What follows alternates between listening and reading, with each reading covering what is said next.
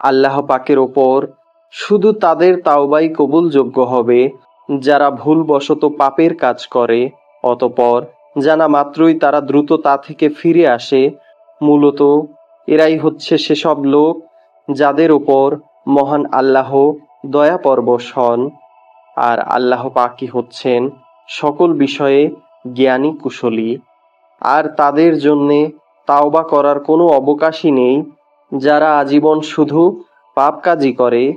এভাবেই পাপ কাজ করতে করতে একদিন তাদের কারো দুয়ারে যখন মৃত্যু এসে উপস্থিত হয়, তখন সে বলে, হে আল্লাহ, আমি এখন তাওবা করলাম।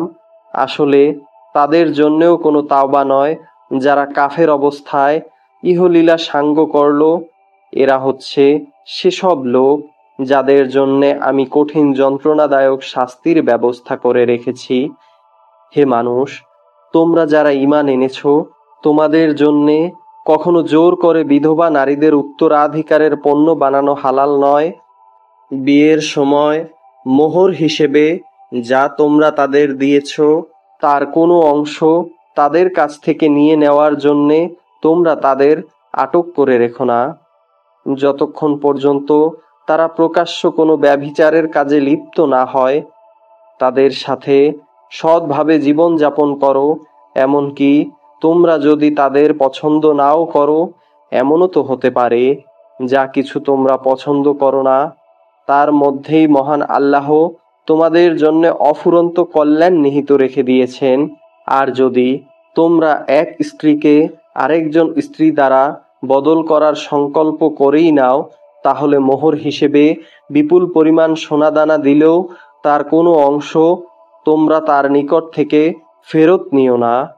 তোমরা কি তাদের উপর মিথ্যা অপবাদ দিয়ে ও সুস্পষ্ট পাপাচার করে তা ফেরত নিতে চাচ্ছ?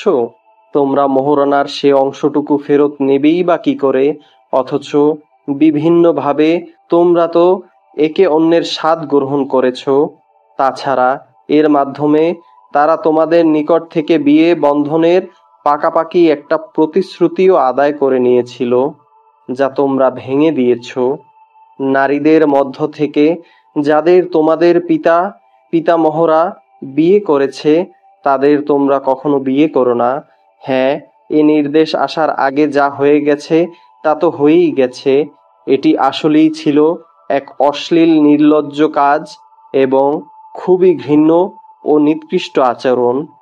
বিয়ের জন্যে তোমাদের ওপর হারাম করে দেয়া হয়েছে তোমাদের মা, তোমাদের মেয়ে, তোমাদের বোন, তোমাদের ফুপু, তোমাদের খালা, ভাইদের মেয়ে, বোনদের মেয়ে। আরও অবৈধ করা হয়েছে সেসব মা যারা তোমাদের বুকের দুধ খাইয়েছে, তোমাদের দুধ খাওয়ার সাথী বোন, তোমাদের স্ত্রীদের মা, তোমাদের স্ত্রীদের মাঝে যাদের সঙ্গে তোমরা সহবাস করেছ, তাদের আগের স্বামীর ঔরসজাত মেয়েরা যারা তোমাদের অভিভাবকত্বে রয়েছে।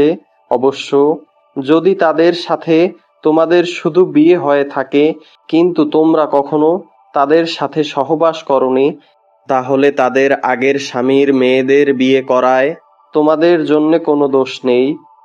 তোমাদের জন্যে তোমাদের নিজেদের ঔরসজাত ছেলেদের স্ত্রীদের অবৈধ করা হয়েছে। উপরন্তু বিয়ের জন্যে তোমাদের ওপর দুই বোনকে একত্র করাও হারাম করা হয়েছে। তবে যা কিছু এর আগে সংঘটিত হয়ে গেছে তা তো হয়েই গেছে। সে ব্যাপারে অবশ্যই মহান আল্লাহ বড়ই ক্ষমাশীল ও একান্ত দয়াবান।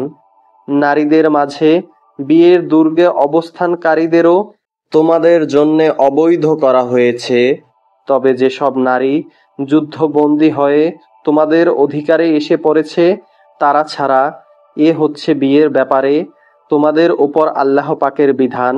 এর বাইরে যেসব নারী রয়েছে তাদের তোমাদের জন্যে এ শর্তে বৈধ করা হয়েছে যে তোমরা বিয়ের জন্যে একটি নির্দিষ্ট পরিমাণ মোহর বিনিময় আদায় করে দেবে এবং তোমরা বিয়ের সংরক্ষিত দুর্গে অবস্থান করবে।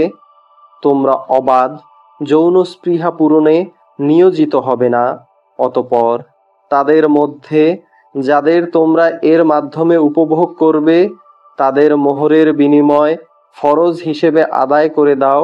অবশ্য একবার এ মোহর নির্ধারিত হয়ে যাওয়ার পর যে পরিমাণের ওপর তোমরা উভয়ে একমত হও তাতে কোনো দোষের কিছু নেই। নিশ্চয়ই আল্লাহ পাক সর্বজ্ঞ কুশলী।